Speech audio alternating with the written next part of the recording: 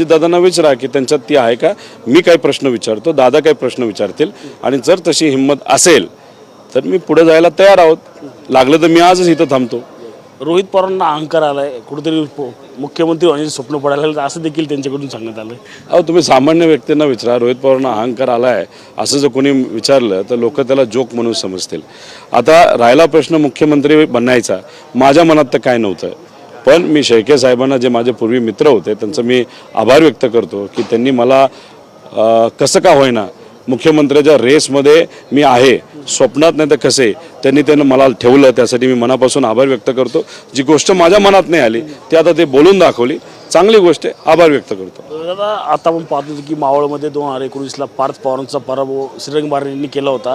त्याच श्रीरंग बारणेंसाठी काल अजितदादांनी मोठा रोड शो जो आहे त्या ठिकाणी घेतलेला आहे. काय वाटतं तुम्हाला, काय वाटतं की भाऊ म्हणून काय, कसं तुम्ही त्याकडे पाहता? दोन